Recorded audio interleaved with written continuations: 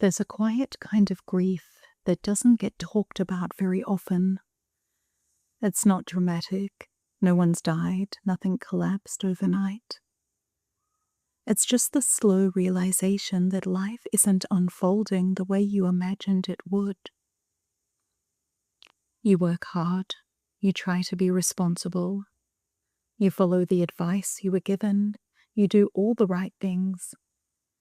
And yet something still feels off. Maybe you thought by this age you'd feel more secure, more settled, or more certain. Maybe you believed that if you kept your head down and did the work, things would eventually make sense. That effort would translate into stability, that being good would be enough.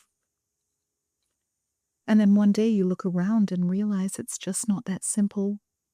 And there's grief in that. Grief for the version of the future you quietly built in your mind. Grief for the certainty that you thought you'd have by now.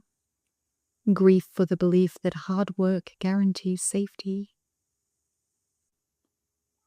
And it can feel confusing because nothing is technically wrong. You're functioning, you're showing up, you're surviving. But something inside you knows this isn't what I thought it would be. And that realization can bring sadness, sometimes anger, sometimes a low, quiet sense of meaninglessness that's hard to admit out loud. Because if the script you were handed isn't reliable, then what is? And it's tempting to rush past that feeling, to tell yourself you're ungrateful, to compare your life to someone who has it worse, to minimize the disappointment. But quiet grief doesn't disappear just because you invalidate it.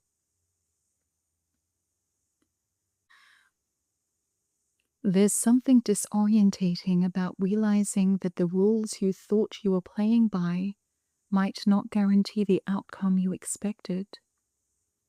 You can do everything right and still feel unsettled, and that doesn't make you weak, it makes you aware.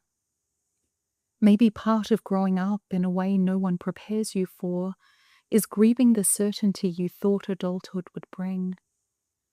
The idea that if you worked hard enough, behaved well enough, planned carefully enough, life would feel stable. For some people, that stability arrives. For others, it shifts, it cracks, or quietly dissolves. And you're left standing there thinking, was I naive? Or was I just hopeful? And there's no easy answer to that.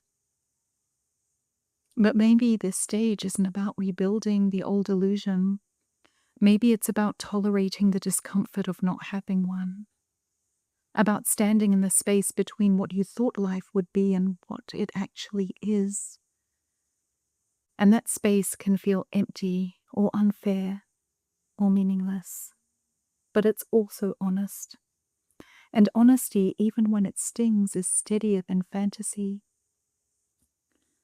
Sometimes the most grown-up thing you can do is admit that something didn't turn out the way you expected, and allow yourself to feel that fully without rushing to fix it. Not because it's empowering or not because it's inspiring, but just because it's true.